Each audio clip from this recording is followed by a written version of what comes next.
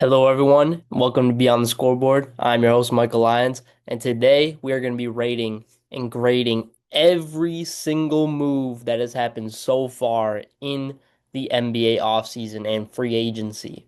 Now, this is going to be all the moves after the NBA draft, which was last week that we covered.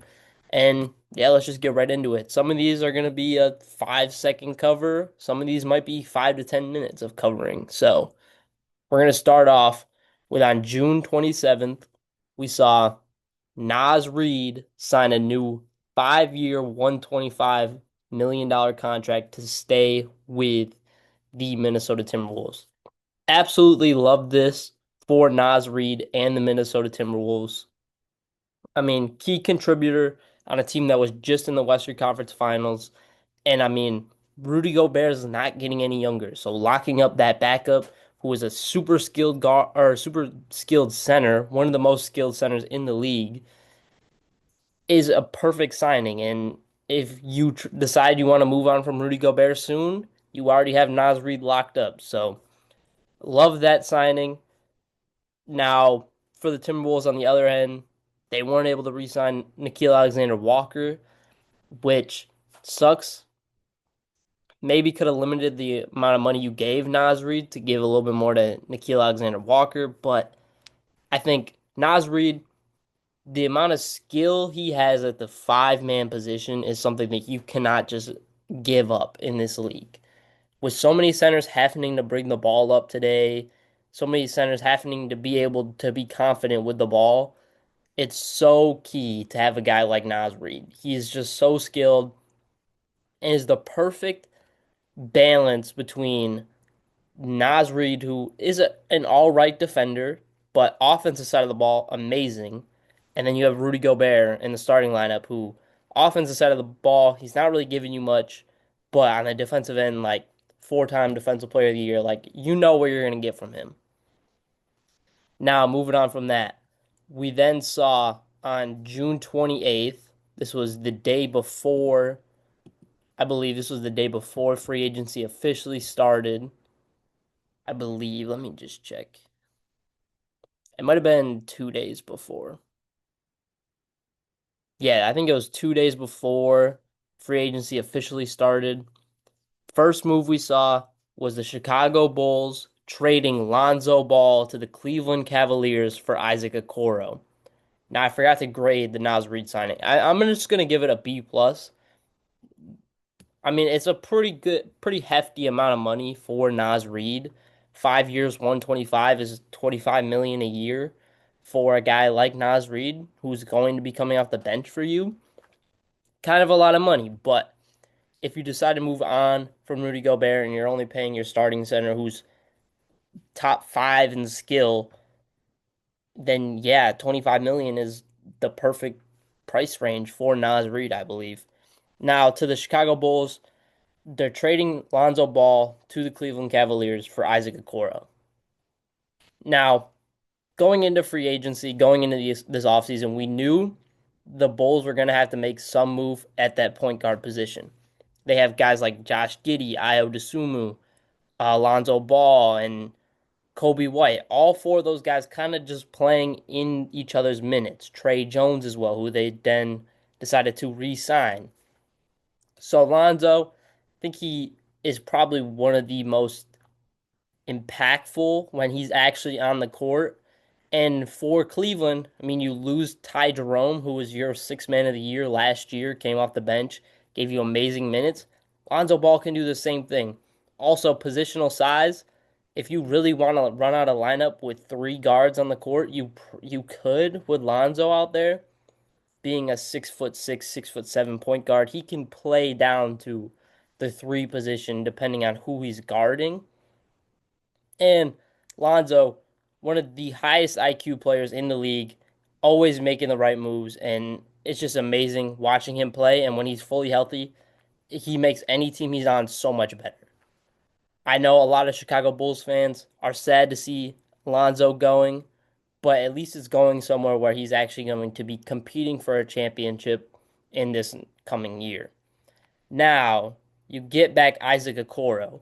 Now, Ice, he is a solid solid player in the NBA. Nothing crazy, nothing spectacular.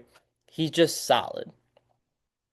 He really hasn't lived up to the hype of being, I think he was the fourth overall pick in his draft class, somewhere around there. Or no, he was in the Patrick Williams draft class. Pat Will was four. Isaac Okoro might have been six or seven, somewhere in that range. Now you get him back again, kind of overlapping talent. A lot of guys playing the wing position in Chicago that you don't want to get taken minutes away from. I mean, you're already paying Pat Will a lot of money, so you want him to be on the court. Modest Buzelis, your first round pick from last year, and now Noah Senge, your first round pick from this year, all kind of playing in the same position. And then you just add another guy that plays in that same position in Isaac Okoro. I would have much rather seen the Bulls get a centerpiece, but I mean, Cavs don't really have a lot of like front court depth to give up, or even just give up some second and like first round picks along with Isaac Okoro, not just a one for one swap. And that's the only thing. So for the Bulls, I'm gonna give this trade a C. I think you give up Lonzo and you at least get something back in return. You're not just giving him up for a couple second round picks. You get Ice, who maybe will turn into another solid role player for you, or you can move him on to a different team. Cleveland, I'm gonna give it a I'm gonna give it an A for Cleveland. I mean, you get Lonzo Ball, who could come in and fill that void of Ty Jerome already leaving, and he's one of the best 3 and D point guards in the league, and he gives you positional size, and he could play with literally anybody on the court. That's the biggest thing I see with Lonzo. He doesn't take anything away from anybody, and he just is the perfect player for a lot of teams. Now, outside of that, we got at 101, Golden State has tendered a $7.9 million qualifying offer to Jonathan Kuminga, officially making him a restricted free agent. Now, Jonathan Kuminga hasn't really had a lot of offers so far in this free agency class. I don't really want to see him go back to Golden State. He has not been used properly his time there, and his value is at the all time high from that Timberwolves series in this past postseason. I want to see Kuminga go somewhere where he can actually show his true colors, his true talent. And if he does end up on Golden State again after this year, he'll be an unrestricted free agent next year. So just play up your value. I'm not gonna really rate this one because it's not anything crazy in my opinion. It's just the Warriors doing what they have to do to not lose him. Now, moving on to Davion Mitchell is signing a 2-year, $24 million deal to return to the Miami Heat. I love Davion Mitchell. I've always loved Davion since he got drafted by the Kings. Then we traded him. Still loved him. Off Night is my guy. I used to have a wallpaper on my phone of Davion Mitchell. That's how much I love Davion Mitchell. Like he was low key my favorite player on the Kings for a while. I mean, it's always been De'Aaron, but Davion was actually up there. Like he was about to pass De'Aaron for a little bit, but played up in the playoffs in the play in.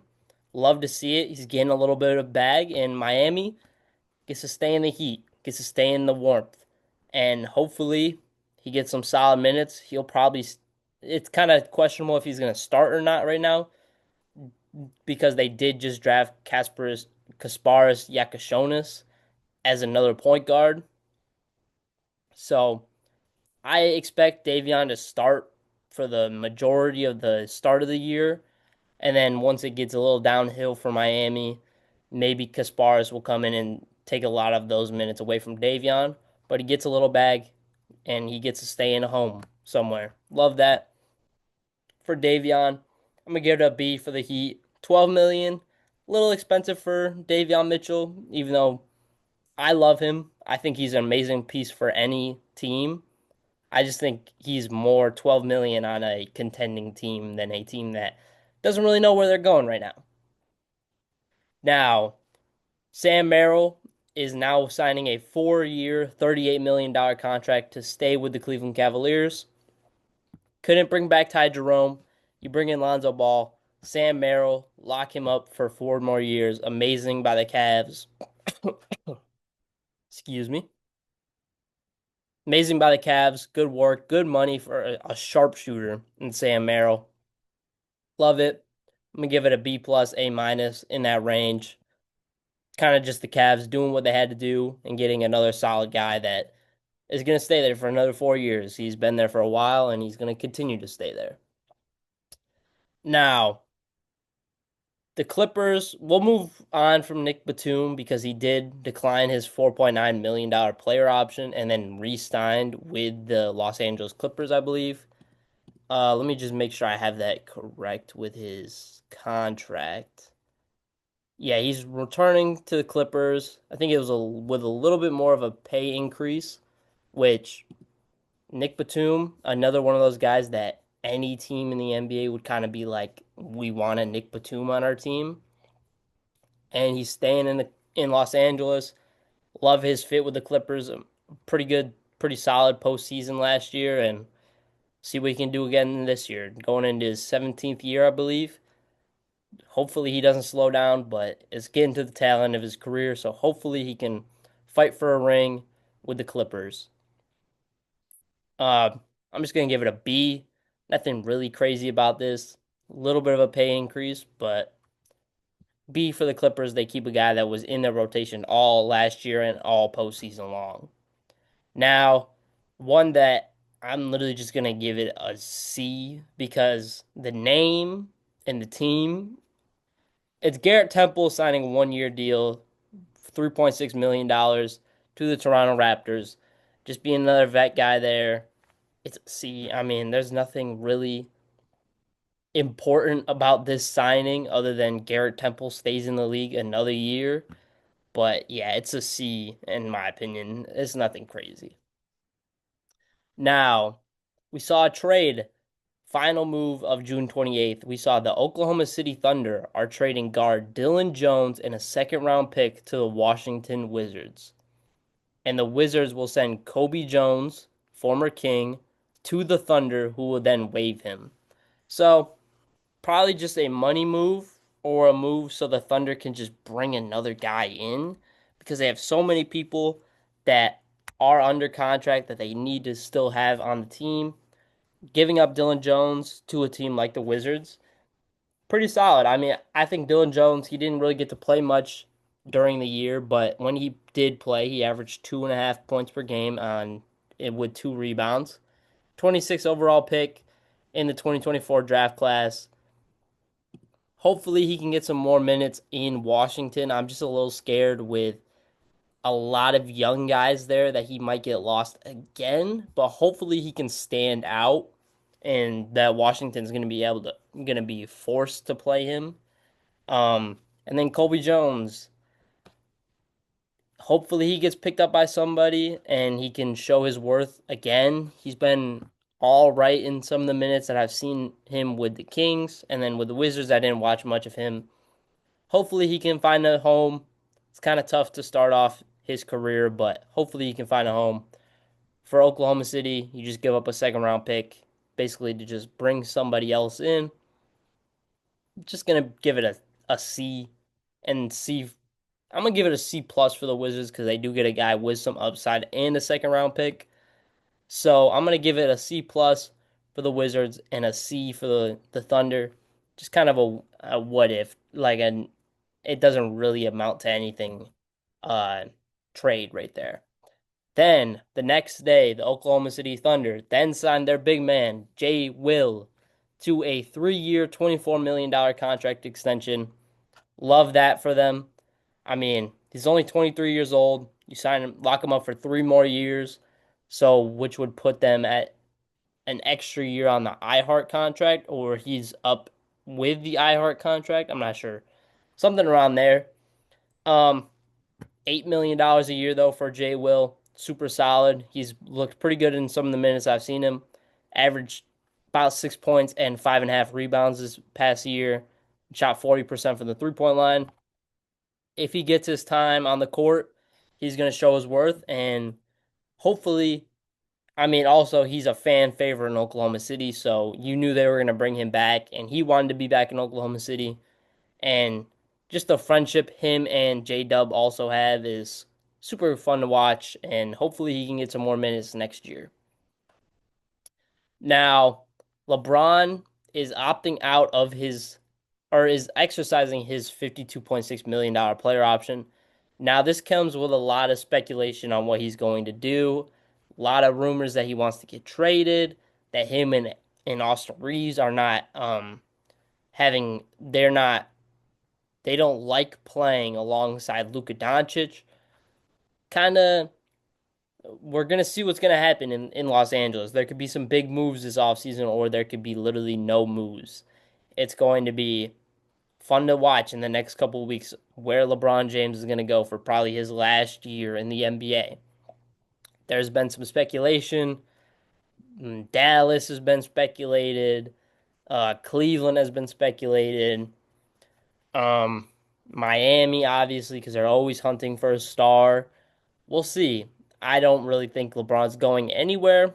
I think these reports and rumors are coming out and they're not true, most likely, because I don't think LeBron is looking at playing with Luka Doncic as a bad thing and that he doesn't like it. But I mean, I'm not LeBron, so I don't know. But we'll see in the next coming weeks.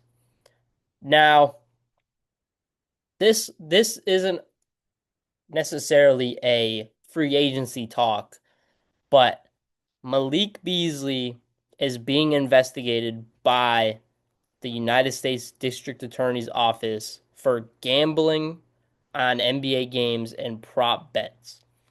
Now, Malik Beasley was about to get a bag after this year he just had. I mean, he had what 300 something three-pointers made, shot the ball extremely well this year, was on a team that was in the playoffs.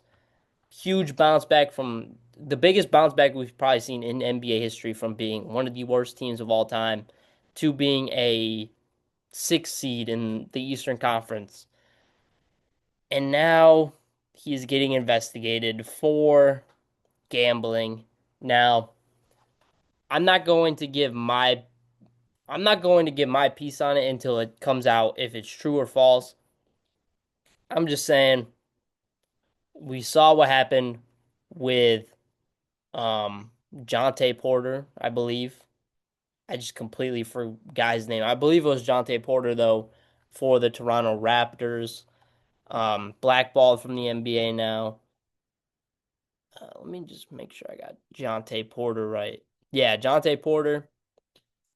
He's out of the league now due to the same exact thing. Hopefully, this Malik Beasley thing isn't true because, I mean, I loved watching Malik Beasley with the Pistons. Want to see him back on the Pistons next year. But if it is true, he deserves to not be in the league. I mean, you're gambling. It's something that, but it's also something that the NBA and all these major sports franchises and leagues need to realize. Why are we pushing gambling so much on TV, but our players do it and it's the complete worst thing they could ever do? You have to, they're getting blackballed from the NBA. Stop pushing it on TV and in the arenas and limit the amount of times people are seeing sports betting and gambling on TV. You're just pushing the narrative that gambling to you is good because they're paying you money to promote themselves. But you want to look at your players and say, you guys can't gamble. You guys can't place bets. If it keeps getting pushed, people are going to do it. So, NBA and every major sports franchise and league needs to look in the mirror and say, why are we pushing gambling when it's one of the worst things you could do as a person in the United States? It can lead you to become absolutely poor. You could have tens of millions of dollars. If you get addicted to gambling, you might be able to increase that. But there's a high chance that you're going to have leave that casino, leave this game with $0 in your bank account. We need to stop pushing gambling on TV and stop pushing gambling to an audience of people that can't even gamble. So many young people like myself and even younger watch the NBA. In every commercial break, you're always going to show us gambling. You're pushing a narrative that doesn't need to be pushed. We don't want to see that. I don't gamble. And the reason why is because I can see that it can lose you so much money. Yeah, you might be able to gain a lot, but the risk is way higher than the reward, in my opinion.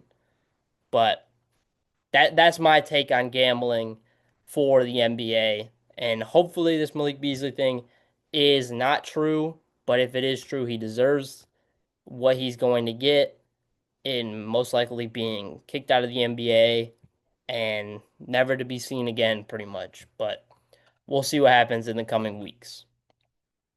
Then we saw Dorian Finney-Smith opted out of his player option and is now signed with the Houston Rockets. I love this move by Dorian Finney-Smith.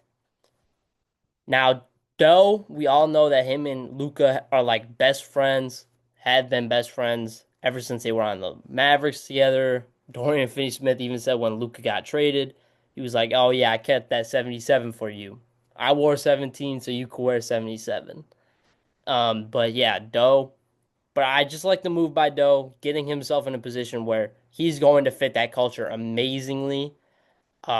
Houston, I mean, defensive identity, and you get to play alongside Kevin Durant. It's going to make your job so much easier being a 3-point shooter, sit in the corner, and you chased a little bit of a bag. 15.4 million on your player option, but you secure 3 years of a good pay. I think it's 3 years, 53 million for him. You secure 3 good years of pay instead of just one, and you're going to be contending for a championship next year. A plus move by the Rockets and an A plus move by Dorian Finney-Smith, in my opinion. Then we saw Philly. Kelly Oubre picked up his player option, 8.4 million. Nice to see for Philly. You get a guy that's been the most consistent guy on your roster the last 2 or 3 years outside of Tyrese Maxey. And hopefully he could pick up what he was doing a couple years ago. This past year, 15.1 points per game, 6.1 rebounds on 47% from the field. Really solid year from Kelly Oubre, and hopefully he can stay healthy next year. Then we saw um, Julius Randle sign a 3-year, $100 million deal to stay with the Minnesota Timberwolves. Now, Julius Randle, amazing year last year, amazing run in the postseason until they got to the Oklahoma City Thunder. Now, did that lower his value? A little bit, in my opinion. But the run he had up until the Thunder was amazing, and I love to see it.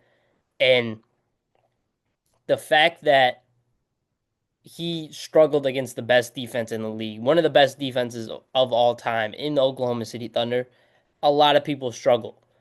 Julius Randle, we can't just expect him, he's on this amazing run that he's going to be able to continue that.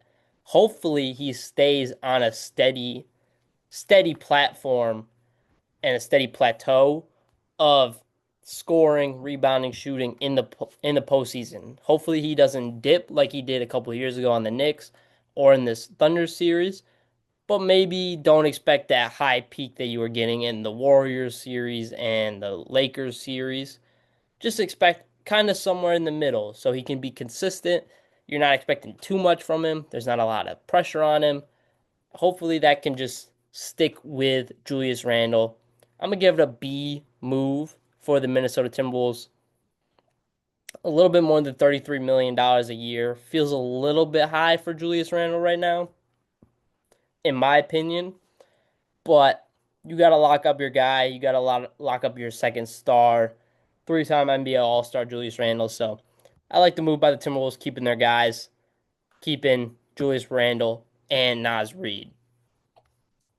Then we saw Miami Heat guard Duncan Robinson decline his $20 million player option and then became a free agent.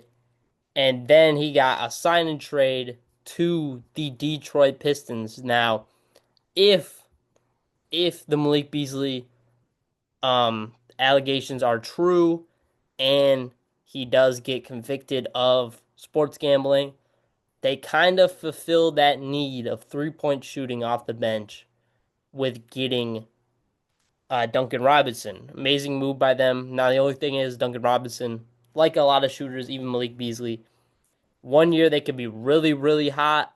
Another year they can be really, really bad. Trust me, I know from the Kevin Huerter experience. First year he was in Sacramento, amazing shooter. Amazing, amazing, amazing shooter. Loved him. Second year, downhill. Third year, even more downhill. That led to him getting traded. So hopefully Duncan Robinson can keep up his shooting in Detroit. Maybe just a change of scenery for Duncan Robinson could be really good. And that contract is a little bit lower than it was before, so hopefully the expectations and the pressure on him isn't as high, and that he can just focus entirely on shooting. Now we saw another trade. The Utah Jazz are trading Colin Sexton and a 2030 second round pick to the Charlotte Hornets for Yusuf Nurkic. I believe that this trade was just a I don't really understand this trade too much, other than I think Yusuf Nurkic's contract is up after next year. Let me just make sure that is correct. He signed a 4 year, I think it was $70 million contract with the Portland Trailblazers. And now, yeah, his final year of his contract is going to be up this year. Now, Colin Sexton, I believe, 4 year, 70. So his is also up at the end of this year. Maybe they're just looking at, I don't, maybe Walker Kessler might be on the move and they need a backup center. I just feel like Yusuf Nurkic kind of um clogs some stuff up for them. I mean, you got Walker Kessler, you got John Collins now, and John Collins back now, and you got Kyle Filipowski. A lot of those guys kind of in the same kind of role, same kind of position. So I don't really understand getting Yusuf Nurkic. Colin Sexton, on the other hand, does kind of take some minutes away from Cody Williams and Ace Bailey, so I understand that move a little bit. Just a straight up swap, and you give up 2030 second round pick. Hopefully, Colin Sexton can prove himself in Charlotte. He's probably going to be coming off the bench with Trey Mann. That could be a pretty solid duo off the bench. And yeah, I mean, I kind of like the trade for the Hornets. The Jazz, on the other hand, not really sure what they're doing. I'm gonna give it a B for the Hornets. Just give up a guy that's gonna be on an expiring deal and get another guy on an expiring deal who could prove himself and get a long-term contract with you guys. Utah, I'm gonna give him a C. I don't see Yusuf Nurkic staying in Utah more than a year, and you gave up a 2030 second round pick, which right now might not seem like a lot, but if you ever want to make a move and that's all you have is could be something that you wouldn't have wanted to give up for a guy that's not on your team anymore. Now, James Harden declined his $36.3 million player option and then signed a new 2 year, $81.5 million contract to the Los Angeles Clippers. Gets a little bit of a pay increase, gets locked up for 2 years instead of just this next year. Love the move by the Clippers, love the move by James Harden. Just gonna give it a solid B plus, A minus in that range. Nothing crazy to talk about. He just continues giving them a chance to win, and hopefully this Clippers team. I'm rooting for them next year. If the Sacramento Kings don't have a chance, I'm going to be rooting for the Clippers. Love James Harden, love Kawhi Leonard, and I just hope that they can get over that hump and finally start fighting for a championship. Then we saw Bobby Portis sign a 3 year, $44 million contract to return to the Milwaukee Bucks. Now, this Milwaukee Bucks, what they've been doing a little bit this offseason is a little wild. But Bobby Portis, fan favorite, guy that's been there since the championship days. Lock him up. One of the best bench players in the league. One of the best backup bigs in the league. Could probably start on a lot of teams. You lock him up 3 years, $44 million contract. Solid money for Bobby Portis. Gonna give it a B for Bobby Portis. Oklahoma City Thunder are intending to sign guard AJ Mitchell to a new 3 year contract worth nearly $9 million. $3 million a year for AJ Mitchell, who is a guy that was pretty solid in the minutes we saw from him this year. Nothing really crazy. He's not never probably gonna really crack the rotation unless there's injuries. But if there is injuries, you have him on the roster. Solid player. Comes in, gives a lot of energy. I'm not really gonna rate it because it's nothing that I think is really going to amount to anything, but you never know. Now, the Houston Rockets signed Jabari Smith Jr. to a new 5 year, $122 million rookie contract extension. Love this move by the Rockets. You lock up another guy that the Suns wanted in that trade for Kevin Durant, and you said, nah, we're just going to give you Dylan Brooks. Jabari Smith Jr. kind of had an up and down start to his career, but this past year he looked really solid, looked pretty solid in the playoffs as well. He's going to be a guy that's going to fit right in next to Kevin Durant, spaces the floor, gives you some good effort, good rebounding. Love to see it from Jabari Smith Jr. Get that money. Houston keeps that young core together. B move for them. I'm trying to save these A and A plus moves for people that are like actually going out of their way and getting it extremely better, or it's an extremely cheap deal or something like that. Like you're getting somebody that's going to be crazy and change a little bit of your landscape of your team and stuff like that. Now, Portland, they're finalizing a buyout with DeAndre Ayton. He's going to become a free agent. He just signed with the Los Angeles Lakers yesterday for a. Let me make sure I get the money. Uh, Actually, they don't have the money yet, but they have a 2 year deal that includes a player option for DeAndre Ayton. Hopefully, now DeAndre Ayton is such a polarizing guy. First overall pick in the Luka Doncic draft, going to be teaming up with Luka Doncic and LeBron James. Had a lot of struggles with um, motor, not really a back to the basket big like he could be. He could be a super dominating player, but the confidence, the strength, the mindset from DeAndre Ayton is always questionable. Hopefully that can change in Los Angeles. Get him with a guy like LeBron and Luka. Maybe they'll change his ideas about himself and his mindset. And yeah, I mean the Lakers they get a big man. They get a real big man finally to team up with Luka Doncic this year. And if it works out, it's going to be amazing. It's going to be an A plus move. If it doesn't, it could be an F move at the end of the year, just due to DeAndre and not being able to fit in and do what they want and expect from him playing alongside Luka Doncic. But I think it's going to be on the better side, and I think it's going to be an A move from the Los Angeles Lakers. You get a guy like DeAndre Ayton, first overall pick, tons of talent. You just have to make sure you get that motor working. And getting him next to LeBron, getting him next to Luka, I think is going to change his mindset about a lot of things. And he's going to be special next year. Now, free agent Zaire Williams signs a 2 year, $12 million deal to return to the Brooklyn Nets. Solid move by the Nets. Nothing crazy, in my opinion. Zaire Williams had a pretty solid year last year after being traded from the Grizzlies the year prior. Um, Hopefully, he doesn't get lost in this young core of Brooklyn Nets players. I mean, I don't think he really fits in with this young core, and he's not somebody that the Nets are like looking at as somebody that they aren't entirely confident in is going to become somebody for them once they are competing. That's the only thing I look at with this contract. But 2 years, $6 million for a guy that was pretty solid for you last year. Solid move by them. Again, C plus move. Nothing crazy out of that. Now the Utah Jazz waived Johnny Juzang. Hopefully he can get a somewhere. Nothing much to say there. Joe Ingles re-signing with the Minnesota Timberwolves, $3.6 million deal.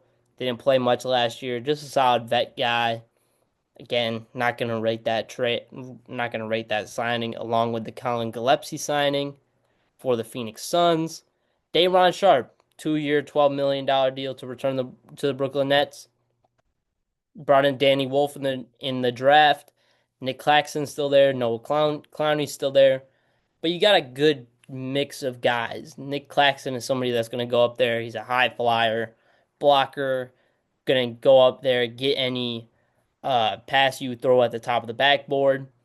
And then Day'Ron Sharpe is the offensive rebounding monster. Danny Wolf is a super highly skilled guy that can bring the ball up the court. A lot of good mix in the front court position. Hopefully they can figure out maybe package two of them together and just pick the two that you like the most to really get their minutes together, get them working, and hopefully there's not a lot of overlap in some of these guys playing because I don't know if much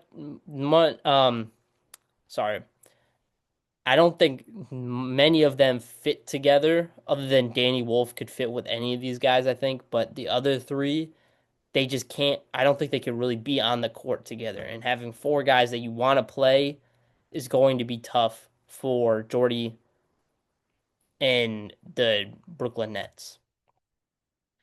Now, Jordan Clarkson is finalizing a contract buyout with the Utah Jazz, and he is officially going to be signing with the New York Knicks.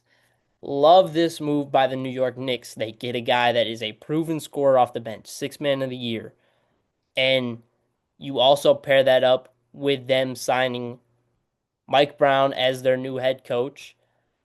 Mike Brown, I love Mike Brown as a head coach. Loved him in Sacramento. The only thing I question is the defensive side of the ball with his mindset around the defensive side of the ball. Sacramento, one of the best offenses when he was here. Defense, one of the worst. We've had games where we were scoring 156, 155 game against the Los Angeles Clippers that first year, the beam. And I mean, it shows the highly skilled offense that we had and the amazing offensive mind he is, but the defensive mind, hopefully OG, McHale, Josh Hart, Mitchell Robinson, all those guys can combine themselves together to limit the defensive struggle that might be seen with Mike Brown. But he's a two-time coach of the year. And yeah, love the move of them getting Jordan Clarkson, who's just gonna fit that Malik Monk role from when he was the coach in Sacramento for Mike Brown.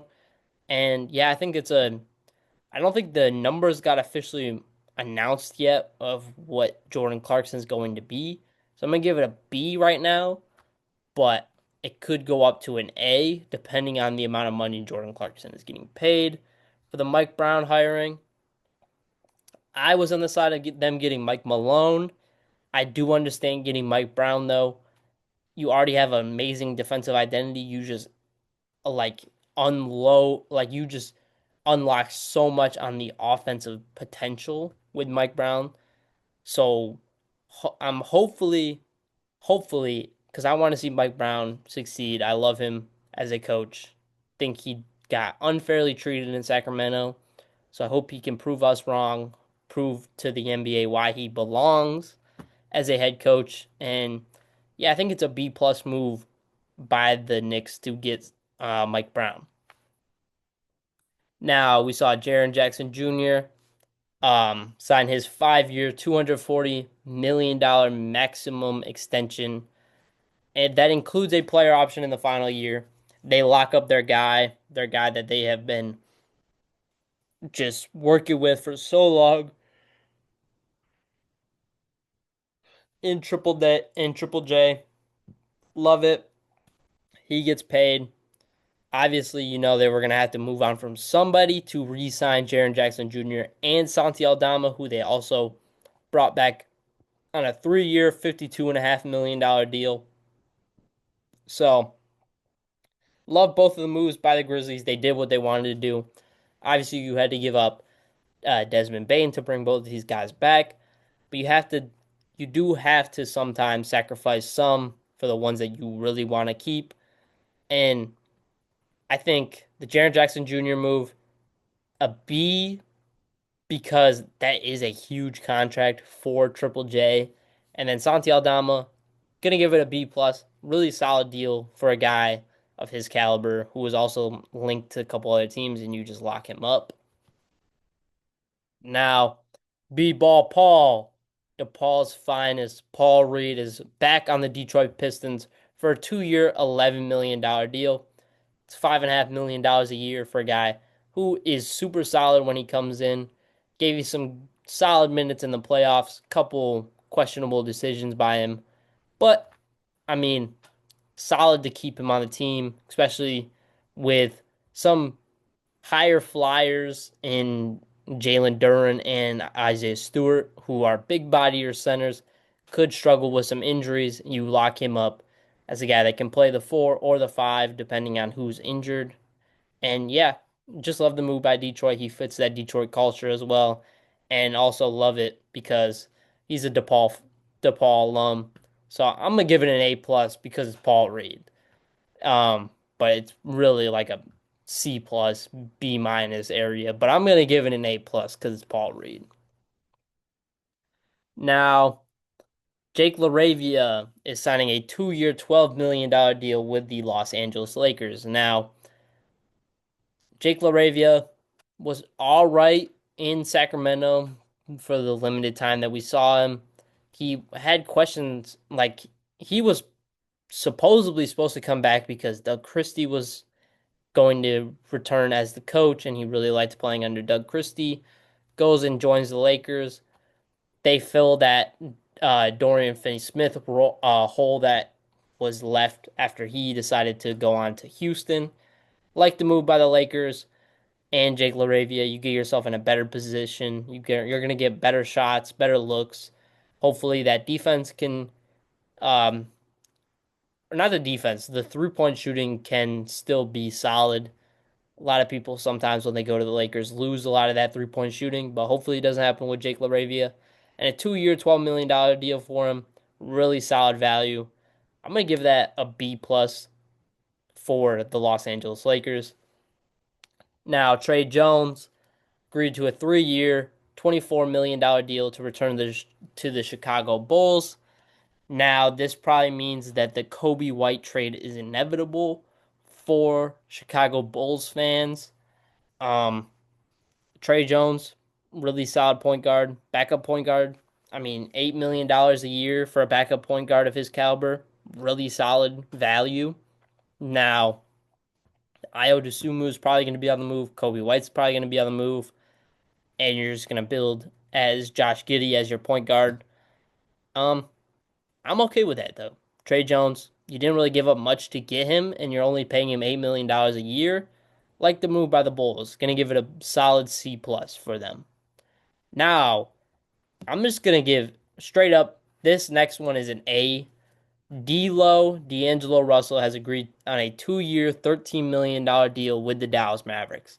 Now, the reason why I'm giving this an A, it is D'Angelo Russell. We've seen him struggle a bunch of times in his career. Didn't have a really good year last year.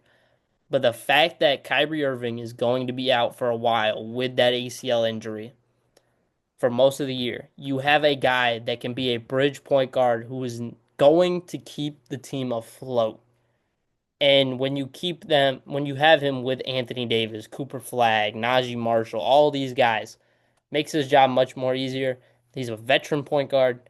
D'Lo is not going to ruin this team and put them in the dirt. He is going to be super solid. And when Kyrie comes back, he's going to be one of the best backup point guards in the league. So, love the move by the Mavericks. $7.5 million a year for, or $6.5 million a year for D'Angelo Russell. Really good value. That's an A. That's an A signing for me. The Denver Nuggets are then trading Michael Porter Jr. and an unprotected 2032 first round pick to the Brooklyn Nets for Cam Johnson. Like this move by both teams.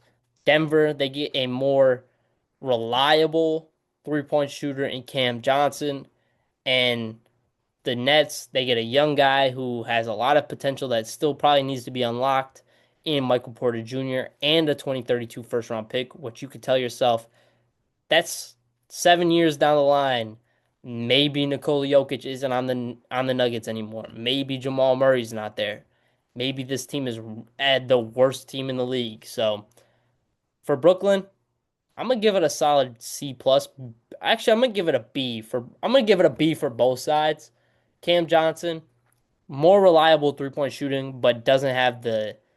He's not. He's still not a plus defender that you would like to see, but I think the reliable shooting from him is much better, and you get a guy that can still do those dribble handoffs with Nikola Jokic, and then Michael Porter Jr.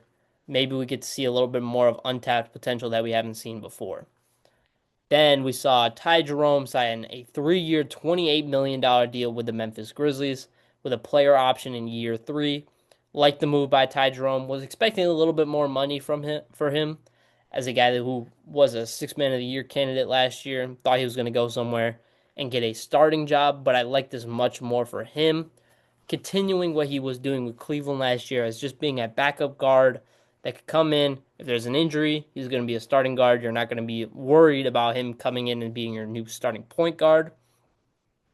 And he can come off the bench, do what he does best, get the pace going, score the ball, and set some people up. Love the move by the Grizzlies. Love the move by Ty Jerome. Just continue to bet on yourself. And he can also play alongside John Morant, and off the bench he can play alongside Scottie Pippen Jr. So super solid team they're building over there in Memphis for this next coming year. Gonna give it a B plus for Ty Jerome. Free agent guard Kevin Porter Jr. has re-signed with the Milwaukee Bucks on a 2-year, $11 million contract. Now, still haven't got to the huge Milwaukee news so far. I'm still waiting to get to that point. But Kevin Porter Jr., solid year last year with the Clippers and the Bucks. 2 years, $11 million, $5.5 million a year. Super solid deal for them in my opinion, and it's nothing that's gonna put them over the top. So I'm just gonna give it a solid C. But maybe Kevin Porter Jr. could have another year like he did when he was in Houston, where he had a 50-point game, a couple games. So, never know. Then Bruce Brown has agreed on a 1-year deal with the Denver Nuggets. Really like this move by the Denver Nuggets. Continue to upgrade that bench unit, and you get a guy that was a part of the title in 2022. 2022 was it? No, 2023 was the Nuggets championship. Bruce Brown, that was the last time he was really solid. Got a huge contract by Indiana, wasn't really good.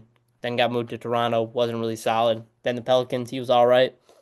Go back to where you were the best. We've seen you so far in Denver. Get to play alongside a future Hall of Famer and one of the greatest players of all time in Nikola Jokic. So, gonna give it a C plus B minus for Denver and Bruce Brown. Then, one of the most surprising moves, in my opinion, even though it's not a huge name, is Kevon Looney signing a 2-year, $16 million deal with the New Orleans Pelicans. Never expected to really see Kevon Looney leave Golden State. Obviously, if you've been watching and listened to some of the other shows, Charles was on here, and we just thought Kevon Looney was going to come back for another year with the Warriors. But, I mean, gets paid a little bit more money, gets to go somewhere where he's going to get some really solid bench minutes. And yeah, I mean, nothing much to say. It was just a surprising signing by Kevon Looney and the Pelicans, but solid move by them. Gonna give it another C. Then this move I'm gonna give an A. Luke Cornett, 4 years, $41 million deal with the San Antonio Spurs.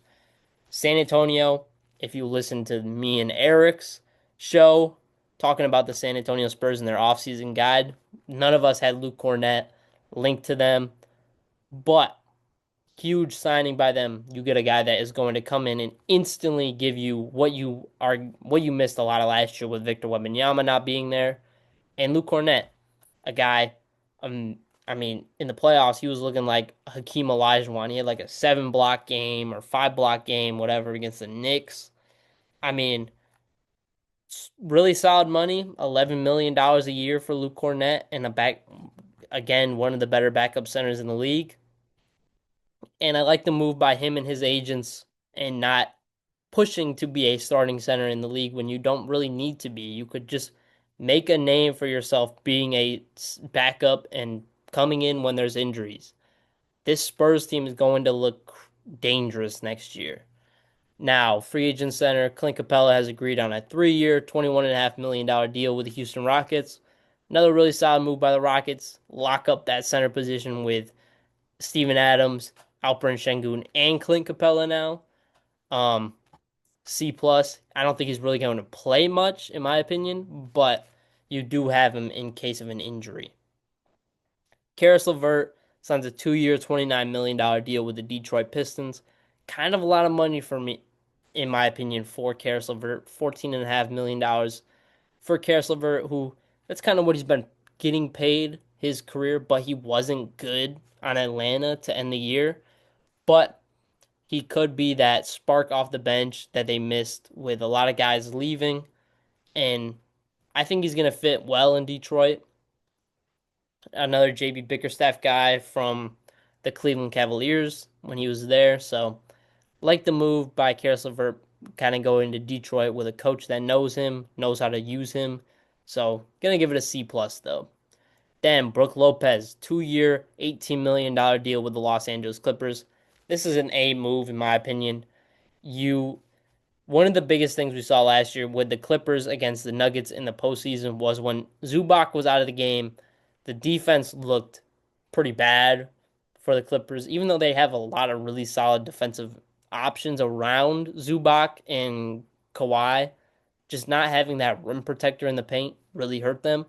And now you get a guy that is a rim protector who then can stretch the floor on the offensive end. He gives you They give you the best of both worlds on the offensive end, but the defensive end, they give you the same exact thing, which is amazing to see. And 2 years, $18 million, probably going to be probably the 2 last years of Brook Lopez's career. Again, really like what the Clippers are doing. I'm going to give this an A move. Luka Garza signs a 2-year, $5.5 million deal with the Boston Celtics. Kind of surprising signing. They're probably just betting on him to fill that Luke Cornett hole that's getting left, but not really sure if it's going to be. I'm not going to rate this one because not really something that needs to be rated.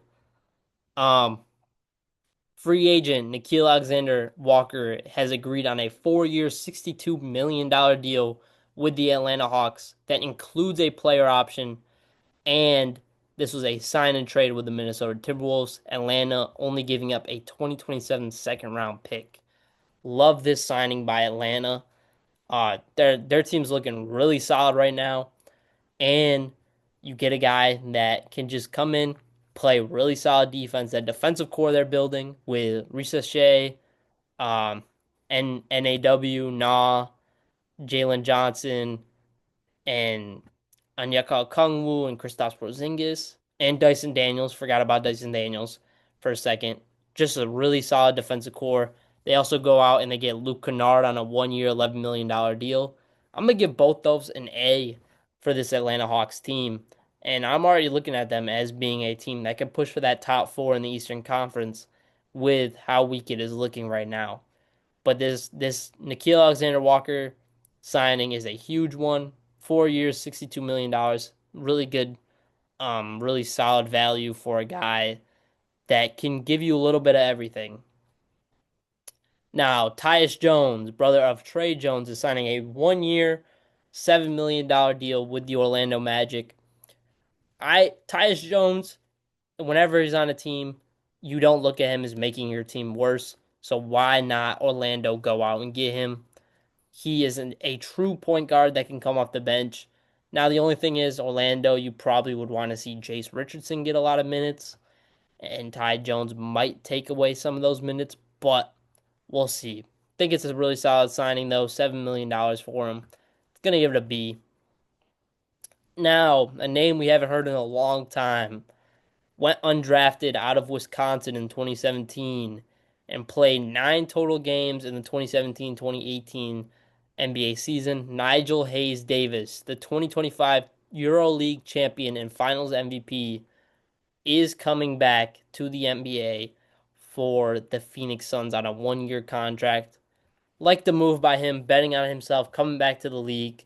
And I mean, we just saw the same thing with Gershon Yabusele coming back to the league after going overseas for a while, working on his game. And I think he could be solid for Phoenix, giving them some solid minutes. Not going to really rate this because I don't really know much about his game. So I'm going to give it a unknown score as of right now. Now, Mason Plumlee, 1 year deal to Charlotte. See, he always is finding his way back to Charlotte, and then he's gone in a year. Torian Prince has agreed on a 2 year, $7.1 million deal to return to the Milwaukee Bucks. Vet minimum, pretty much, for Torian Prince. Like the move by them, getting a guy coming back on the team. Again, nothing really crazy, but solid value for a guy that Torian Prince can give you a little bit of something, a little bit of everything. Gonna give it a C plus. Talked about Jordan Clarkson. Trendon Watford, 2 years, $5.3 million for the Philadelphia 76ers. Feels really, really cheap for Trendon Watford. Another guy that can literally do everything. Kind of like a baby Ben Simmons in Philly again. But hopefully the 3-point shooting can kind of grow in Philly because that was one of the limitations he had in Brooklyn. But 2 years, $5.3 million feels so cheap for Trent Watford. So I'm gonna give it a B plus for them. Gary Trent Jr., 2 years, $7.5 million deal to return to the Milwaukee Bucks. Again, nothing crazy, just gonna give it a C. Shea signs his huge 4 year, $285 million supermax contract with the Oklahoma City Thunder. You got to pay the man. You paid him early. $71.25 million a year, I believe it was. A plus for them. You lock up your MVP. You don't really need to rate it, but A plus. Then 2 year, $12 million contract for the New York Knicks is Gershon Yabusele. Love this signing by the New York Knicks. A guy that could come in, play that 4 position right next to Mitchell Robinson, or play the 5. If Mitchell Robinson does start, gives a ton of effort, gonna be loved by the New York Knicks fans. He could put a couple guys on posters. I mean, we saw LeBron get put on a poster, and he's an animal down there in the paint. So hopefully he can continue what he did in Philly this past year. Great signing by the Knicks, though. Gonna give it an A for them. Shores up that defensive unit, gives them some solid rebounding, some solid effort that is just all New York Knicks fans are wanting and wishing for. Now we are on to the huge news of Miles Turner signing a 4 year, $107 million deal with the Milwaukee Bucks and Damian Lillard being waived and the Milwaukee Bucks stretching his contract of $113 million a year over the next 5 years, I believe, or 4 years. Now let's start with Damian Lillard getting waived. This is super crazy to think. Giannis really pushed for Damian Lillard to get to Milwaukee. They get him, doesn't really work out, tears his Achilles in the playoffs, and now you waive him to sign Miles Turner, who, again, there is really no sense of loyalty anymore in the NBA. Obviously, the Pacers were not going to spend that money on Miles Turner. They've never gone over the luxury tax, and they decided they weren't going to do it with Miles Turner and how he played in the finals, which I completely understand. but now he goes to their biggest rival right now in Milwaukee. So Miles Turner just gave him a huge slap in the face and said, I'm going to join the rivals. I'm going to join Giannis in Milwaukee. But Damian Lillard gets waived. Now, hopefully, Damian Lillard seems like he's happy about the move. He's struggled with being away from his kids, getting the injury as well. And now he gets to pick his fate. He didn't get to pick going to Milwaukee. He really wanted to go to Miami, but gets to pick his fate on where he wants to go.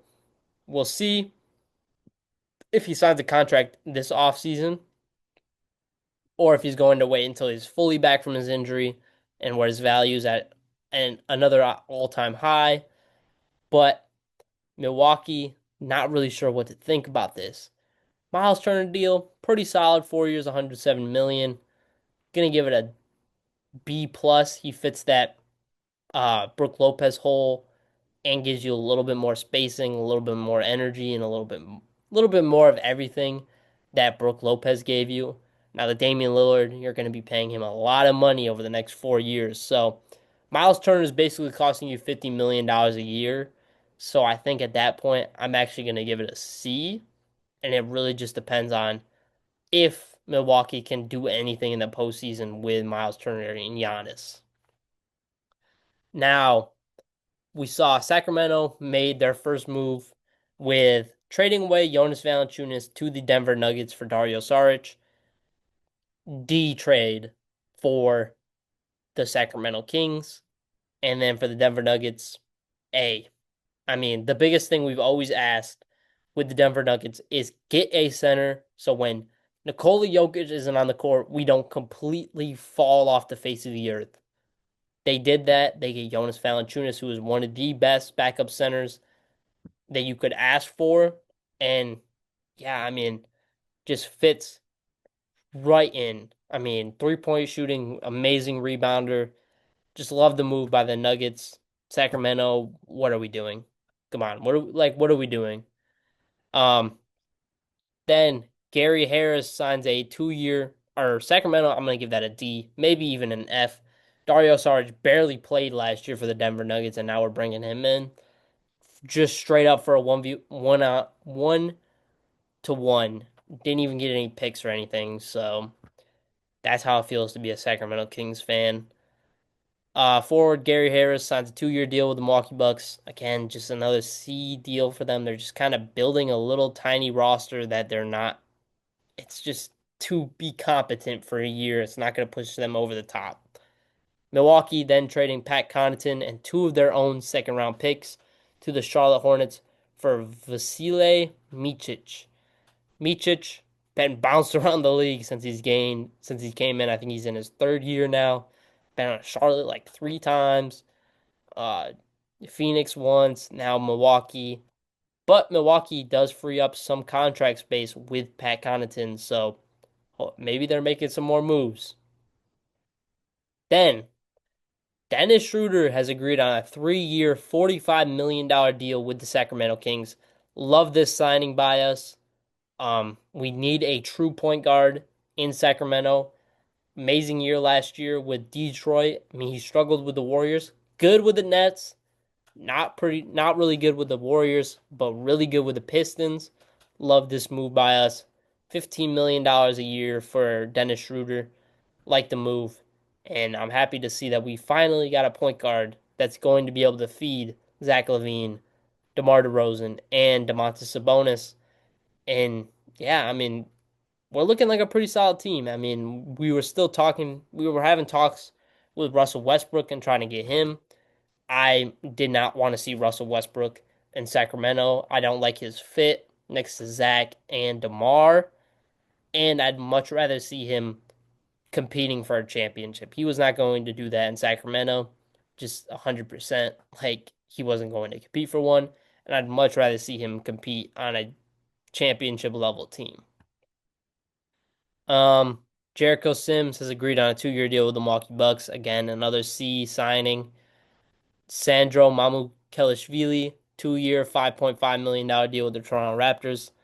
Again, another C. Not much to talk about there. Jakob Poeltl has agreed on a 4-year, $104 million contract extension with the franchise in the Toronto Raptors. Like the move by them. Lock him up for another couple of years. Kind of little. I mean, I like the price range for Jakob Poeltl. That's a little high, though, in my opinion. 21 million pretty much a year. Or no, that'd be 26 million a year for Jakob Poeltl. Jakob Poeltl, sorry. But Toronto, pretty solid team there. We'll see how they look this next year once we get to see Brandon Ingram there. But gonna give it a C plus for the Jakob Poeltl signing. Josh Minot has agreed on a 2-year, $5 million deal with the Boston Celtics. Again, another C deal for a lot of C deals to start this free agency window. Tim Hardaway Jr. has agreed on a 1-year deal with the Denver Nuggets. Really like that for them. Gets a sharpshooter off the bench that is going to be kind of a plug and play guy. Some games he's probably not going to play at all. Other games he might play 20 plus minutes. So, like the move. Gonna give it a B if he can continue his hot 3-point shooting from this past year. The Clippers are waiving center Drew Eubanks, who plans to sign with the Sacramento Kings on a 1-year deal. Eubanks, never been really high on him since he's been in the league. I don't think he's going to play much for us. If he does, he'll give us some solid rebounding off the bench, and he's gonna give us a lot of extra effort. So I'm gonna give it a C plus. Doesn't put us over the top. Doesn't do much besides just fills kind of a little hole off the bench of not having of getting the center um rotation all locked up. Duncan Robinson, like we said, 3 years, $48 million deal with the Detroit Pistons. And the sign and trade was Simone Fontecchio going to Miami. Like the move by Detroit. Gonna give it a B plus. Miami, get off the Duncan Robinson deal, so I'm gonna give it a B as well. Trey Mann then signs a 3-year, $24 million deal with the Charlotte Hornets. $8 million a year for Trey Mann. Feels like really good value. Didn't really see much of him last year after a hot start. Um, got a little was a little injured throughout the year. Hopefully that injury does not come back to bite him, come back to bug him a lot more this year. But like the move by the Charlotte Hornets, getting their guy, locking him up off the bench. Gonna give it a B move. Uh, Spencer Dinwiddie has agreed on a 1-year deal with the Charlotte Hornets. C. Dante Exum has agreed on a 1-year deal to return to the Dallas Mavericks. Again, C plus, maybe B. Nothing really crazy there. Um, DeAndre Ayton has agreed to sign with the Los Angeles Lakers. Like we said, gave that an A. Frank Vogel is finalizing an agreement to join the Dallas Mavericks as a lead assistant coach under Jason Kidd. Like that move. AD's guy in Los Angeles. Like the move by the Magic, locking up a really solid coach in Frank Vogel. And that leads us to where we are right now. Nothing crazy as of late. Let's just see if there was any recent signings. Nope, nothing for today. Um, but yeah, as of right now, I'm going to put Atlanta at the top of my list of off-season winners. Also going to put Denver at the top. And yeah, we'll see what happens in this next week before the next episode of Beyond the Scoreboard. Hope you guys enjoyed listening and watching and continue to keep your eyes out for your favorite team in this free agency window because any team could make a big move right now. This has been Beyond the Scoreboard, and I'm your host, Michael Lyons.